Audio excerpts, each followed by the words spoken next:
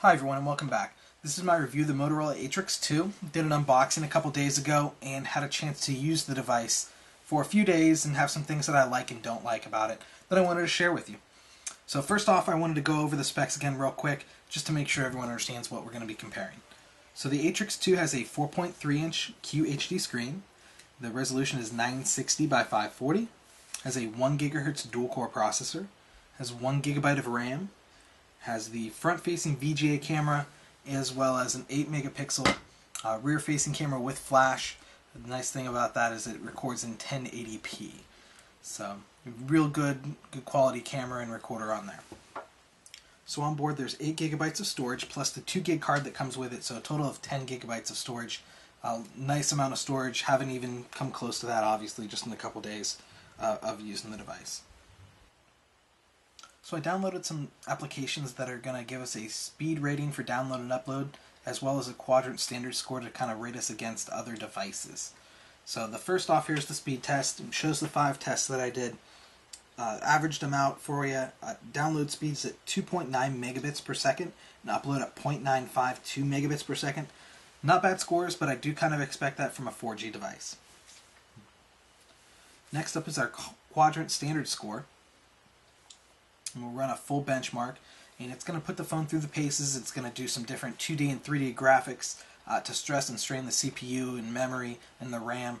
So we'll see how that all comes out. And there's our 2D graphics.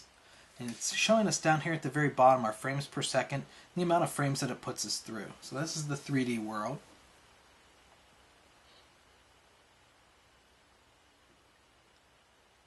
Next we'll have some planets orbiting to stress and strain the device here. And then last up we'll have our DNA helix, once again to put some strain on that device.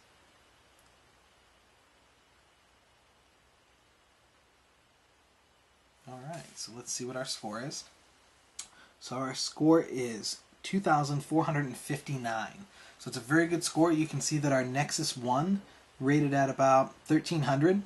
The Droid X read at 1,250, and the HTC Evo at about 1,150. So some pretty big and popular devices for Androids that the Atrix 2 definitely handled and got a great score.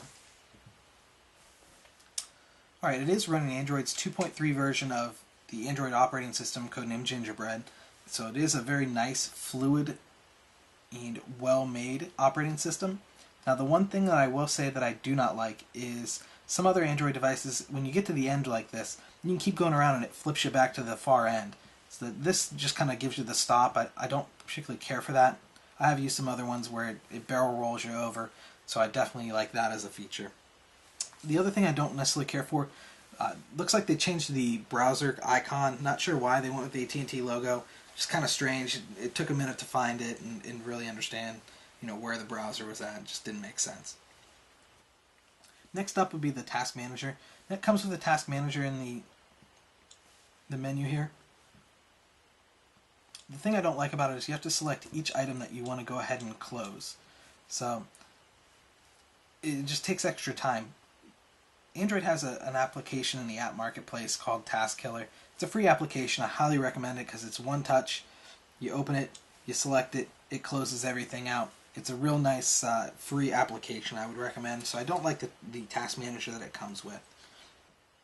So one other thing I didn't like was the vibrate response from the keyboard. Like when I was sending a text message, you would type and it would give you a very strong vibration feedback.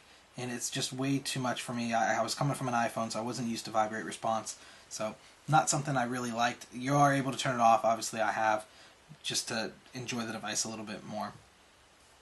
The other piece that I actually really liked about the text messaging was the voice speech to text. It really picked up nice, did a nice job, translated everything. I think it was only one mess up out of the probably 40 times that I used it. So it was a very nice feature on the device. So one of the biggest things that the Atrix 2 has going for it is running the Android operating system. It is the complete customization of your widgets, your icons, everything that you want on the phone. So with your iPhones, you wouldn't be able to have an empty spot here or here. It would automatically sort and space everything for you. you don't get to put things where you want.